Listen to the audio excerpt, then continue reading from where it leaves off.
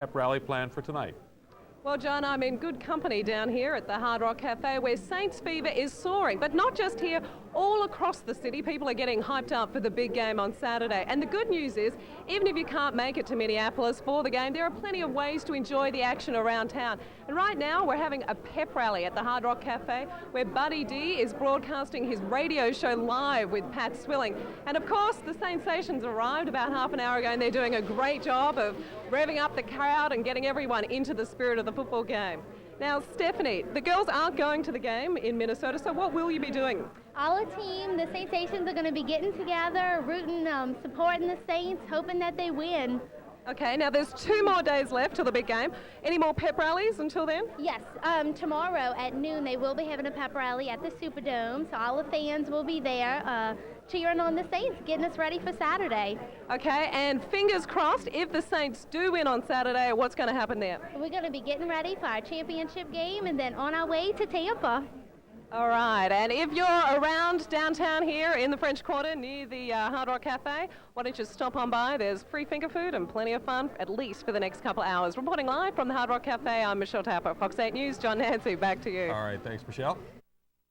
In the stands and raise a cheer, have a hot dog or drink a beer. But I'll stay here with these here darlings, because I'm Frank Davis and they're naturally gnarling. Go, Saints, go, go, go, go, go, Saints, go. Somebody's got to go. Sky high, more than 14,000 fans cheered the team on in the Superdome. The free event featured performances from the Saintsations, the St. Og Marching Band, and a video highlight.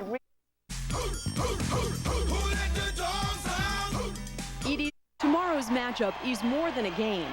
It's the promise that what's taken decades to build may finally be the best there is. Karen Swenson, Channel 4 Eyewitness News. And as lunch hour progressed, the crowd swelled to about 12,000 diehards. If you took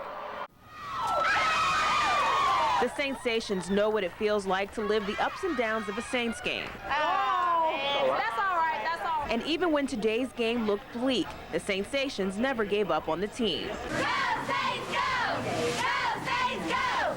So there are plenty of ways to have a good time, and today everyone was doing their best to make the most of this milestone in Saints football.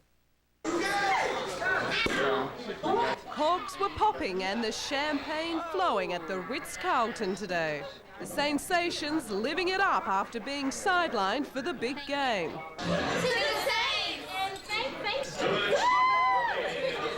You don't know how bad I want to be in Minnesota. Because we love to be there, cheering them on, like right there. But we have a lot of Saints, at least 400 or more Saints, in Minnesota cheering them on, so.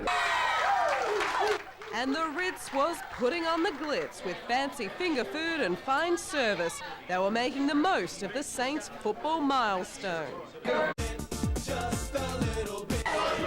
it! That's the wiggle, and Claudia's got the fans doing it in Minnesota. But New Orleans isn't a town to be outdone by a bunch of foreigners. Let's see how they wiggle at the Ritz! Not to be outdone, Parasol's patrons put on a good show. Teams come, and die-hard party animals say even though the football season is over, the good news is Mardi Gras has just begun. Oh.